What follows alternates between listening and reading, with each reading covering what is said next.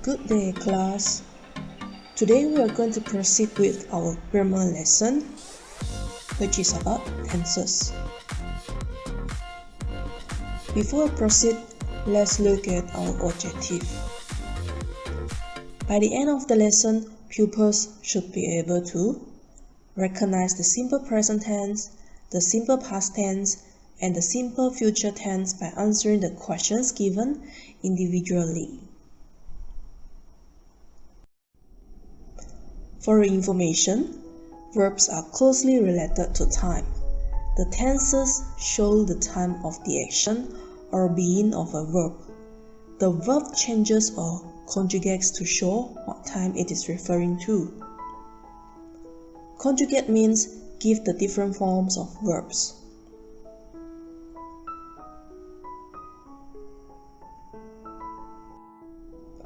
First of all, let's look at the simple present tense. We use the simple present tense to show a situation which does not change or exist now.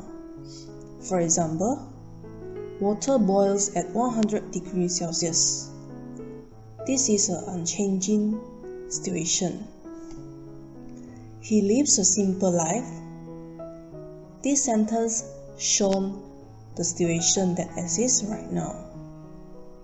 The simple present tense also used for habitual or repeated action.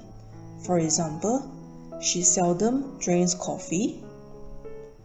The committee holds a meeting once a month.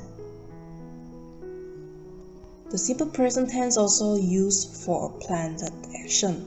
For example, the bus departs from the station at 3 p.m. This is a planned action. Or, each of the concerts lasts 2 hours.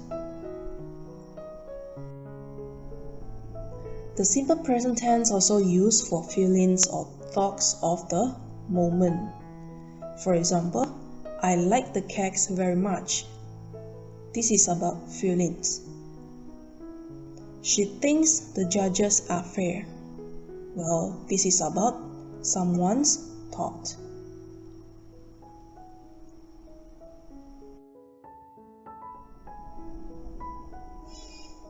There are common mistakes that we always make. Actually, verbs are added with "as" when they are used with singular subjects and third-person singular nouns. Let's look at the example given. Karina usually dries her hair with a hairdryer. This sentence is incorrect. The correct one will be Karina usually dries her hair with a hairdryer. Let's look at the second example. He worked at a law firm. The correct one will be he works at a law firm. Second one will be the simple past tense. We use the simple past tense to show a completed action in the past. For example, Debbie cooked a special meal for their friends, or we know the exact time the event happened. Or we also use the simple past tense to show a completed action or event which happened over a period of time. For example, she studied in the United Kingdom from 2008 to 2011. Or Mrs. Pan taught English at my former school for over 20 years. Besides that, we also use simple past tense to show a past habitual action. For example, Yuki always listened to her favorite music before she went to bed. Or, he usually kept his books and magazines in the old cupboard.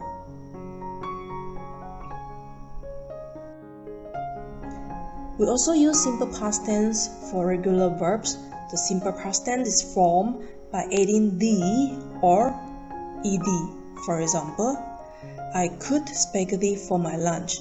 The word cooked we add ed.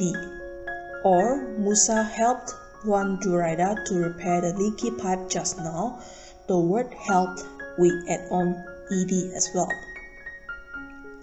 As for irregular verbs, the simple past is not formed by adding the or ed. For example, the elderly woman told me about her childhood days. Well, the word tell, we are going to change it, become told. Or, no one saw a rare gem like that before. The word see, we change it, become saw. This is the list of regular and irregular verbs. You can read through the list given.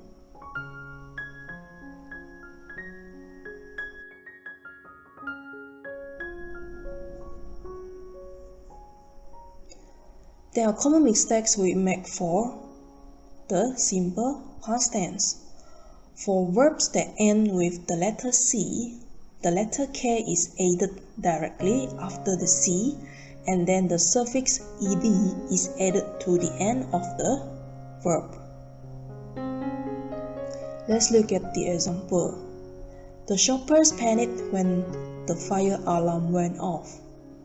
The correct one will be the shoppers panicked when the fire alarm went off. So the word panic will be added on with K-E-D. We'll look at the second example. My family and I picnicked by the riverside last Saturday. The correct one will be my family and I picnicked by the riverside last Saturday. The original word picnic will be added on by K-E-D if we want to change it to simple past tense.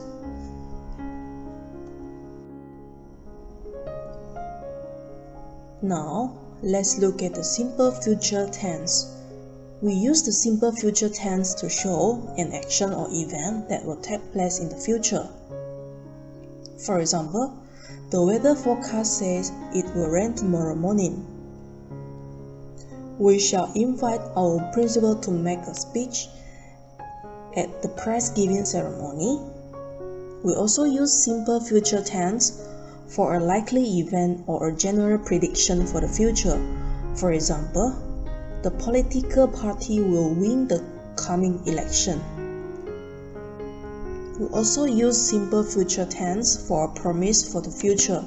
For example, I will give you a rise in January, Jenny's boss said. The hypermarket will offer bargain prices in the coming festive season.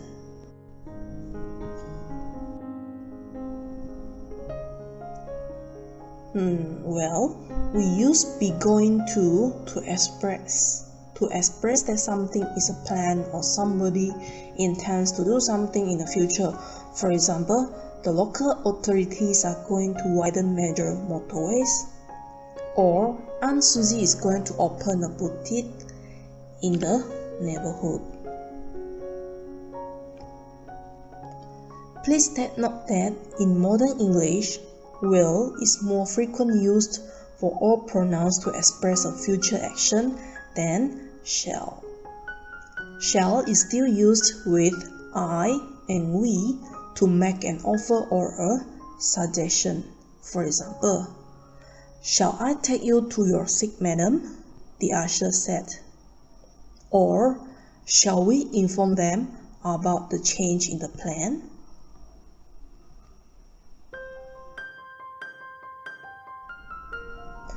Let's look at the common mistakes for simple future tense. Some verbs are not usually used in the continuous tenses. These are called stative verbs. For example, cause, hate, like, own, seem. We'll look at the first example. The diamond ring is costing a fortune. This is incorrect. The correct one will be, the diamond ring cost a fortune. The second example will be they are owning a restaurant. The correct one will be they own a restaurant.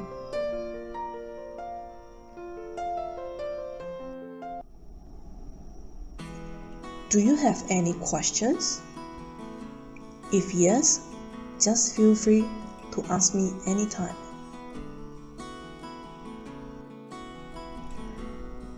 Thank you for watching. See you next week.